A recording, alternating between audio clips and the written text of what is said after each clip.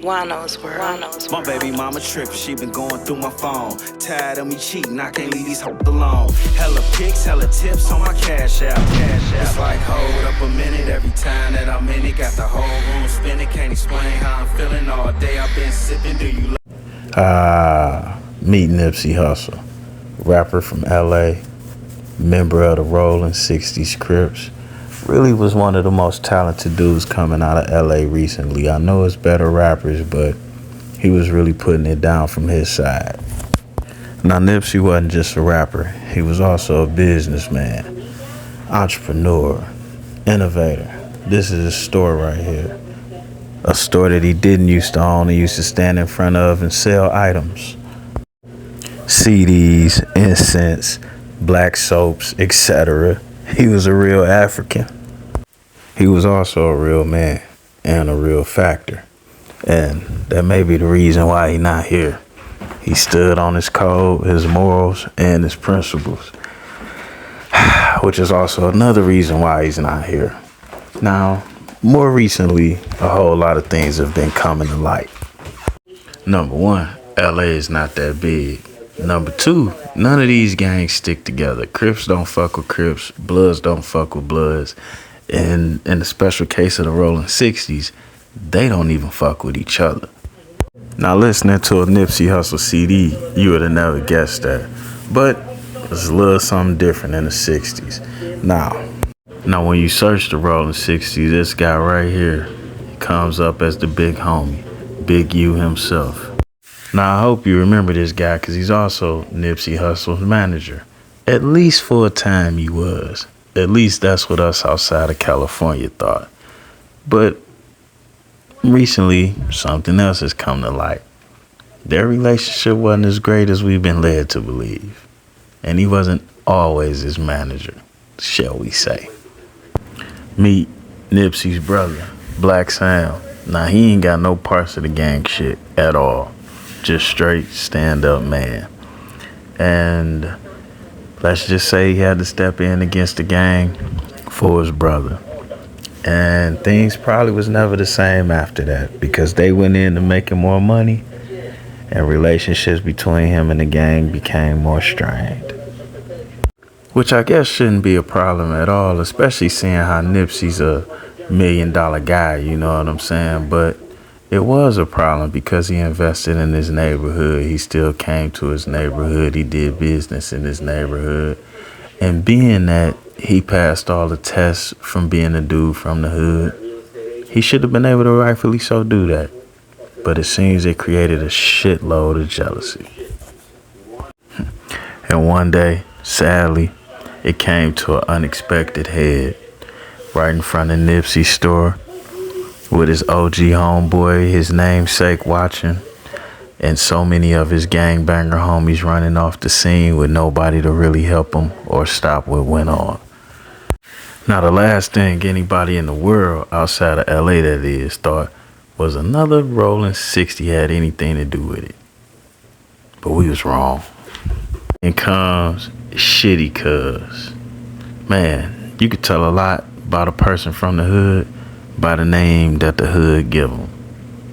And I've never heard a hood name as bad as Shitty Cuz. How bad do you have to be named Shitty? Or Big Shitty or Little Shitty? You can't be clean with a name like that.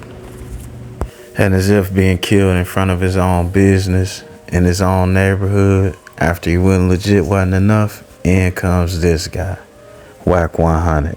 First to assassinate the character of Nipsey as a rapper, then to assassinate his sexuality, and then to just all the way ruin his legacy, lifestyle, relationships with his baby mother, his kid, everything. Oh my God, this nigga here. Just in case I forgot to mention, mind you, this nigga Wack 100 and Big U is the best of friends at this time. And yes, Big U, the same gang leader for Nipsey Hussle's gang, the same manager of Nipsey Hussle, was sitting right next to him while he did and said some of these things. I know, tragic, really disloyal, but whatever. And just when you thought it couldn't get no worse, you thought it couldn't be no more disrespect, no more disloyalty, no more surprises, it's more. And that more is this. Whack 100 has been strategically and slowly releasing information that makes it appear like not only was Big U involved, but he gave the absolute okay for what happened to Nipsey to happen. Which bothers me because they won't let this man rest in peace.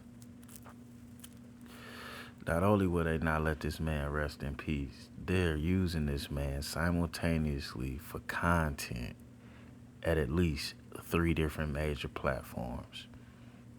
Now, the irony of this situation is nothing they're going to do is going to ruin how the streets outside of California look at Nipsey Hussle. You know why? One reason.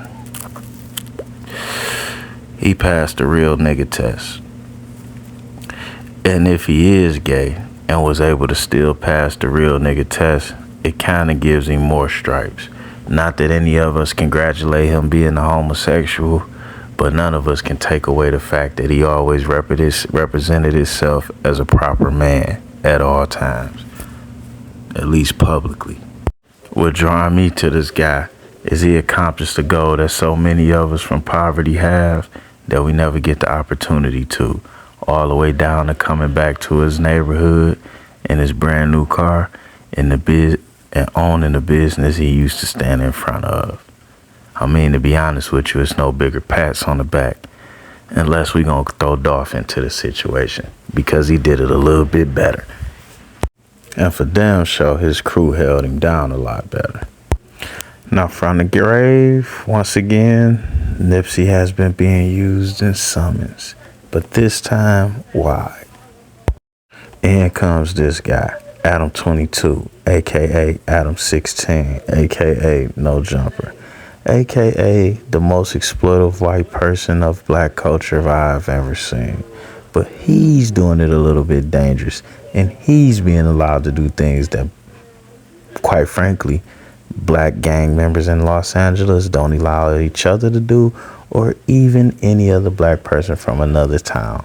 And that is get involved or in between their gang politics. And Adam has created a platform where he has 1, 2, maybe 3 or 4 gangs represented at all times at the platform.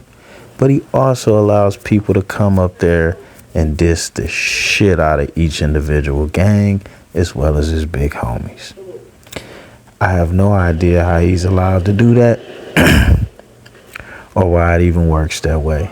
But he is, and it is happening. And more recently, Whack 100 stepped on the platform to use Nipsey's death once again to go at Big U and expose him and accuse him of murder. Wait, I know what you're thinking. Is that snitching? You ask me, fuck yeah. There was a whole lot of dry snitching going on over there. But nobody's paying attention to that part because it's too much content being created off the lie itself.